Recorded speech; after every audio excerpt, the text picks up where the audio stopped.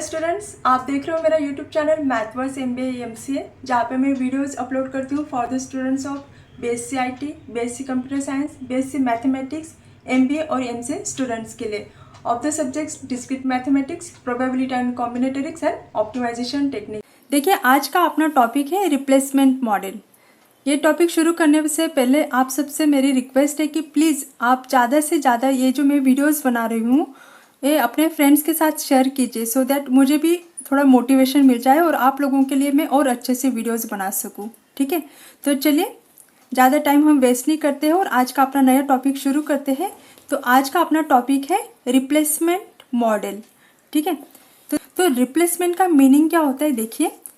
Replacement models is used in decision making process of replacing a used equipment or used asset with the substitute, mostly a new equipment or new asset for better usage.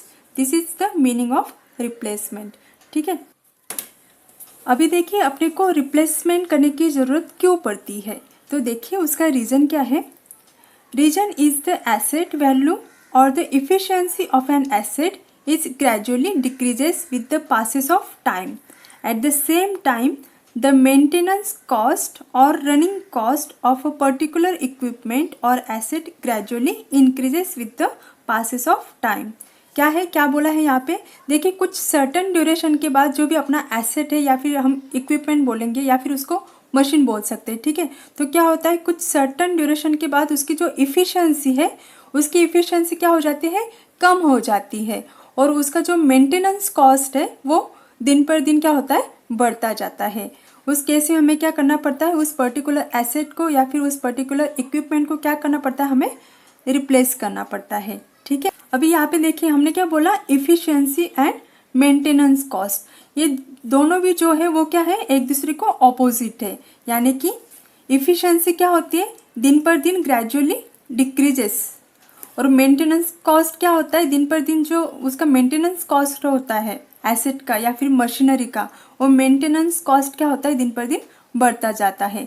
यहाँ पे क्या है, efficiency और maintenance cost दोनों भी क्या है, opposite है। ठीक है, तो देखिए यहाँ पे क्या है, इन particular time the maintenance cost will be very high, so you need to desire to replace old asset with the new one. For that you need to find out the optimum replacement period. क्या बोला है यहाँ पे, optimum replacement period, that is when we need to replace the old asset with the new one, it is called the optimum replacement period.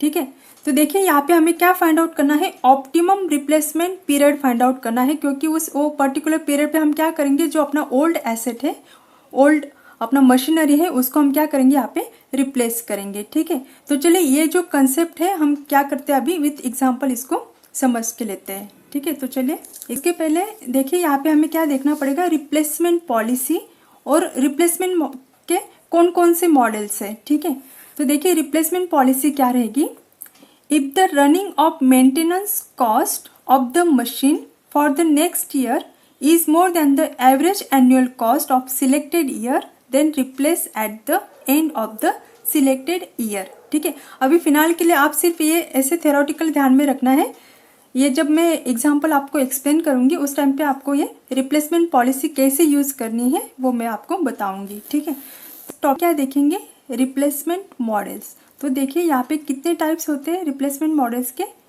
3 types है। पहला वाला type देखिए क्या है, replacement of items that deteriorate, that is whose maintenance cost increase with time, ignoring changes in the value of money during the period. और देखिए second replacement model क्या रहेगा, replacement of items whose maintenance cost increase with time and value of money also changes with the time. और third रहेगा यहाँ पे group replacement policy. ठीक है, तो आज हम देखेंगे पहला वाला, replacement of items that deteriorate, that is whose maintenance cost increases with time. क्या हो रहा है यहाँ पे, मेंटेनेंस कॉस्ट इंक्रीज हो रहा है विथ टाइम, और यहाँ पे हम देखिए जो भी मतलब वैल्यू रहेगी, value of money during the period we are ignoring here. ठीक है, तो चलिए हम अभी फर्स्ट मॉडल जो है उसका एग्जाम्पल देखते हैं। रिप्लेसमेंट मॉडल, देखिए पहला वाला मॉडल देख रहे हैं हम। Replacement of items that deteriorate, that is whose maintenance cost increase with time, ignoring changes in the value of money during the period. अभी देखिए एग्जाम्पल देखते हैं।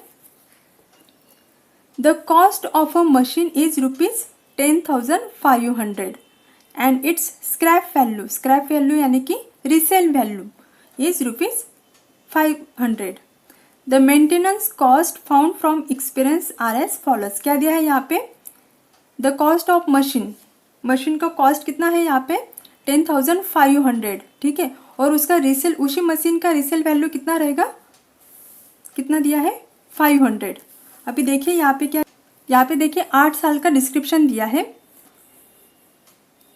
ईयर्स दिए है 1 to 8, और हर एक साल का यहाँ पे क्या दिया है? मेंटेनेंस कॉस्ट दिया है। जैसे कि फर्स्ट ईयर में मशीनरी का मेंटेनेंस कॉस्ट कितना रहेगा? 300, सेकेंड ईयर में कितना? 500, थर्ड ईयर में 700। इस तरीके से यहाँ पे डिटेल दिया है अप टू 8th ईयर, ठीक है। और हमें यहाँ पे क्या पूछा गया है? When should the machine be replaced, ठीक। तो चलिए अभी हम निकालते हैं इस एग्जाम्पल का सॉल्यूशन, ठीक है। तो देखिए अपने इस एग्जाम्पल में हमें क्या दिया है? मशीन का कॉस्ट दिया है जो कि कितना है? 10,500, और उस मशीनरी का क्या दिया है? स्क्रैप वैल्यू दिया है, वो कितना है? 500, ठीक है। और देखिए यहाँ पे आगे कहीं पे भी नहीं बोला है कि वो जो रिसेल वैल्यू है वो चेंजेस होती रहेगी, ऐसा कुछ भी नहीं बोला है। यानी कि पूरे 8 साल तक वो जो मशीनरी है उसका रिसेल वैल्यू कितना रहेगा? 500 ही रहेगा, ठीक है। अभी हम करेंगे इस एग्जाम्पल को सॉल्व। अभी देखिए यहाँ पे क्या लिखा सॉल्यूशन में? Here resale value is 500 which is same for all 8 years, there is no change in the resale value. अभी देखिए हमें क्या निकालना पड़ेगा? डेप्रिसिएशन कॉस्ट निकालना पड़ेगा। तो डेप्रिसिएशन कॉस्ट का देखिए फॉर्मूला क्या होता है? Depreciation cost is equal to purchase price minus resale value. तो परचेस प्राइस कितना दिया है अपने पास? यहाँ पे देखिए एग्जांपल में कितना है परचेस प्राइस? 10,500। तो यहाँ पे लिखा मैंने purchase cost 10,500 minus resale value कितना है?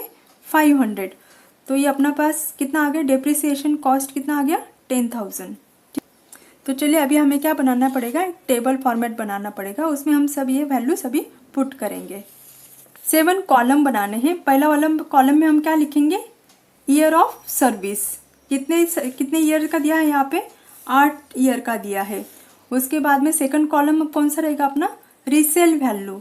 रीसेल वैल्यू देखिए अपने पास क्या दिया था? 500, जो कि पूरे 8 साल के लिए सेम वैल्यू रहेगी। तो हमने क्या किया यहाँ पे? सेकंड जो कॉलम है रीसेल वैल्यू का, उसमें हमने 500 यहाँ पे पूरे 8 साल तक लिखा है, ठीक है। और थर्ड क्या लिखा है अपना? Depreciation cost. तो डेप्रिसिएशन कॉस्ट का हमने फार्मूला क्या यूज़ किया? Purchase price minus resale value. Purchase price अपने पास कितनी थी? 10,500, और रीसेल वैल्यू कितनी थी? 500। तो ये कैलकुलेशन करने के बाद हमें डेप्रिसिएशन कॉस्ट कितना मिल गया था? 10,000, ठीक है। और 10,000 में पूरे 8 साल तक वही वैल्यू रहेगी उसकी। उसके बाद में हमें क्या दिया? देखिए फोर्थ कॉलम कौन सा है? Annual maintenance cost. ये एनुअल मेंटेनेंस कॉस्ट हमने कहाँ से लिखा? ये देखिए एग्जाम्पल में एनुअल मेंटेनेंस कॉस्ट दिया है हर एक साल के लिए। फर्स्ट के लिए 300, सेकंड ईयर के लिए 500, याद पूरा दिया हुआ है, ठीक है। तो वही वाला वैल्यू हमने यहाँ पे लिखा हुआ है, एनुअल मेंटेनेंस कॉस्ट, ठीक है। अभी देखिए फिफ्थ कॉलम कौन सा है अपना? Cumulative of maintenance cost. तो यहाँ पे हमें क्यूमुलेटिव वैल्यू निकालनी है ऑफ एनुअल मेंटेनेंस कॉस्ट का, ठीक है। और उसके बाद में हम क्या निकालेंगे? Total cost. टोटल कॉस्ट कैसे निकालेंगे? देखिए कॉलम नंबर 3 कौन सा है अपना? Depreciation cost. और कॉलम नंबर 5 कौन सा है अपना? Cumulative of maintenance cost. तो column number 3 plus column number 5, तो उनका जो हम एडिशन करेंगे वो आ जाएगा अपना टोटल कॉस्ट, ठीक है। और लास्ट में हमें क्या निकालना है? एवरेज एनुअल कॉस्ट निकालना है। तो वो कैसे निकालेंगे? 6 नंबर का column divided by first number का कॉलम, ठीक है। तो चलिए अब हम क्या निकालते हैं? वैल्यूज़ निकालते हैं। पहले हम ईयर तो लिख के लिया है, उसके बाद में हमने यहाँ पे लिया है रीसेल वैल्यू, ये आ गया अपना डिप्रिसिएशन कॉस्ट, ये आ गया अपना एनुअल मेंटेनेंस कॉस्ट, और अब हम निकालेंगे क्यूमुलेटिव ऑफ मेंटेनेंस कॉस्ट। देखिए जो पहला वाला वैल्यू रहेगा वो कैसे लिखेंगे हम, एज इट इज़ लिखेंगे, यानी कि 300 एज इट इज़ आ जाएगा। ठीक है, 300 प्लस 500 कितना आ जाएगा ये 800, 800 प्लस 700 कितना आ जाएगा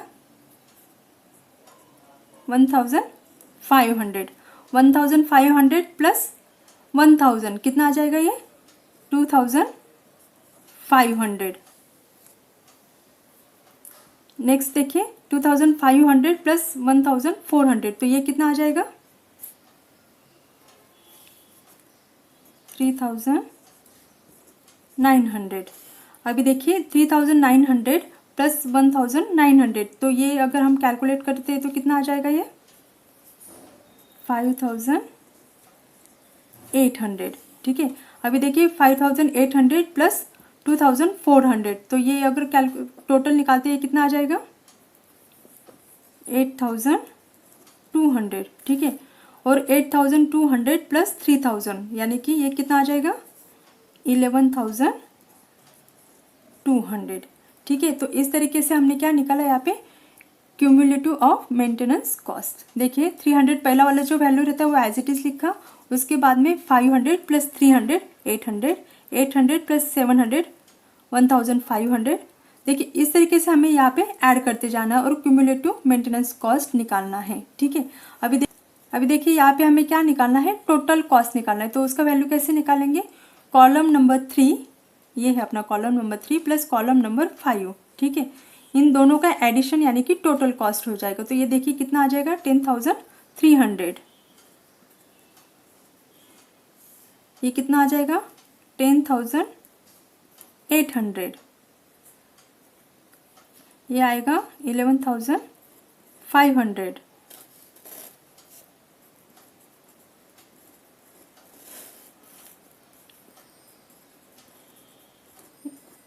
नेक्स्ट आएगा अपना 15800, ये आ जाएगा 18200, और लास्ट में देखिए कितना आएगा ये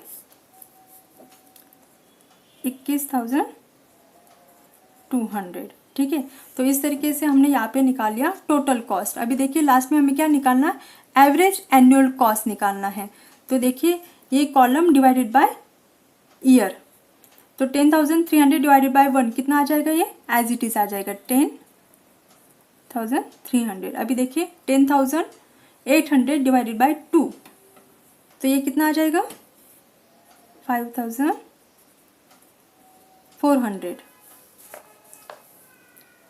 नेक्स्ट क्या आएगा,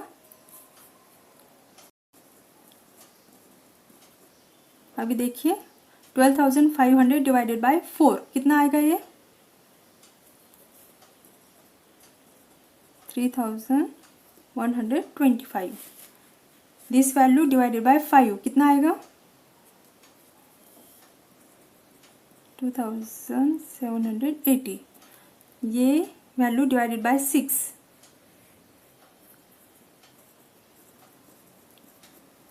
दिस वैल्यू डिवाइडेड बाय 7 ये आ जाएगा अपने पास 2600। ठीक है, तो देखिए इस तरीके से हमने यहाँ पे क्या निकाल लिया एवरेज एनुअल कॉस्ट निकाला। देखिए यहाँ पे मैंने मतलब कुछ आपको डिफिकल्टी नहीं होनी चाहिए, तो इसलिए मैंने यहाँ पे ऑलरेडी लिख के रखा हुआ है कि टोटल कॉस्ट कैसे निकालना है। तो यहाँ पे column number 3 plus column number 5 average annual cost कैसे निकालेंगे हम कॉलम नंबर 6 यानी कि total cost divided by year. तो इस तरीके से हमने यहाँ पे क्या निकाल लिया है एवरेज एनुअल कॉस्ट। तो देखिए अभी हमें क्या चेक करना है, जो एवरेज एनुअल कॉस्ट है उसमें मिनिमम वैल्यू कौन सी है, लिस्ट वैल्यू कौन सी है। तो आप यहाँ पे देखिए ये क्या है 10000, ये 5000, 3000, ये यहाँ पे देखिए ये जो लास्ट के 4 वैल्यूज है वो 2000 के इसमें आ रहे, तो इनमें मिनिमम वैल्यू कौन सी है 2600। 2600 तो हम यहाँ पे क्या कर लेते हैं इसको सिलेक्ट कर लेते हैं। 2600 यहाँ पे कौन से ईयर में मिल रहा है हमें 7th ईयर में मिल रहा है। ठीक है, तो देखिए यहाँ पे मैंने क्या लिखा है, now find out the minimum average annual cost. Minimum average annual cost कितना आ गया अपने पास, 2600। अभी देखिए उसके बाद में हमें क्या करना है, this average falls under the 7th year. ये जो मिनिमम वैल्यू थी इस कॉलम में एवरेज एनुअल कॉस्ट में, मिनिमम वैल्यू कौन सी मिल गई हमें, 2600। कौन से ईयर में मिली, 7th ईयर में मिली। ठीक है, तो सिलेक्टेड ईयर कौन सा अपना, 7th ईयर है। एनुअल कॉस्ट कितना है, 2600। This average falls under 7th year, this is the optimum replacement period. इसको हम क्या बोलेंगे, 7th ईयर को क्या बोलेंगे हम, ऑप्टिमम रिप्लेसमेंट पीरियड। यानी कि 7th ईयर के एंड में हमें क्या करना है, उस मशीनरी को हमें रिप्लेस करना है। ठीक है, because in this particular year the average annual cost is least, that is minimum, so this year is the optimum replacement period. Now check with the replacement policy after finding the optimum replacement period. Optimum replacement period हमें क्या मिल गया है, 7th year मिल गया है। अभी हम क्या करेंगे, रिप्लेसमेंट पॉलिसी को चेक करेंगे। तो देखिए रिप्लेसमेंट पॉलिसी क्या है, if the running of maintenance cost of the machine for the next year, next year यानी कि अभी करंट सिलेक्टेड ईयर कौन सा अपना, 7th ईयर है। नेक्स्ट ईयर कौन सा आ जाएगा, 8th ईयर आ जाएगा। ठीक है, नेक्स्ट ईयर यानी कि यहाँ पे 8th ईयर है, is more than the average annual cost of selected year, then replace at the end of the selected year। ठीक है, देखिए यहाँ पे सिलेक्टेड ईयर कौन सा था अपना, 7th ईयर था। और यहाँ पे हमें देखिए दो चीज़ें कंपेयर करनी है। पहला वाला क्या है, नेक्स्ट ईयर यानी कि 8th ईयर का क्या चेक करना हमें, मेंटेनेंस कॉस्ट। अभी देखिए अपना पास ये जो टेबल है, ये अपना करंट सिलेक्टेड ईयर कौन सा है, 7th ईयर। नेक्स्ट ईयर कौन सा रहेगा, 8th ईयर। 8th ईयर का एनुअल मेंटेनेंस कॉस्ट हमें चेक करना है। तो देखिए 8th ईयर का एनुअल मेंटेनेंस कॉस्ट कितना है, 3000 है। ठीक है, उसको हमें किसके साथ कंपेयर करना है, जो अपना सिलेक्टेड ईयर है, सिलेक्टेड ईयर का एनुअल कॉस्ट। अपना सिलेक्टेड ईयर का एनुअल कॉस्ट कितना है, 2600। यानी कि ये क्या है, नेक्स्ट ईयर का एनुअल मेंटेनेंस कॉस्ट, और ये क्या है, सिलेक्टेड ईयर का एनुअल कॉस्ट। ठीक है, एवरेज एनुअल कॉस्ट। तो इन दोनों वैल्यूज को हमें क्या करना है, कंपेयर करना है। और उनमें क्या होना चाहिए, ये जो एनुअल मेंटेनेंस कॉस्ट है नेक्स्ट ईयर का, इट शुड बी ग्रेटर। देखिए अपने पास सिलेक्टेड ईयर कौन सा था, 7th year. 7th years average annual cost कितना था, 2600। और next years annual maintenance cost कितना था, 3000। तो यहाँ पे क्या था, इट शुड बी मोर। तो देखिए यहाँ पे क्या आ रहा है, 3000 इज ग्रेटर देन 2600। देयरफॉर हमें आउटपुट क्या मिल गया यहाँ पे, machine should be replaced in the 7th year. ठीक है, आई होप कि आपको ये एग्जाम्पल समझ में आया होगा। बहुत इजी तरीके से एक्सप्लेन किया है और बहुत ही सिंपल वाला एग्जाम्पल मैंने यहाँ पे आपको बताया है।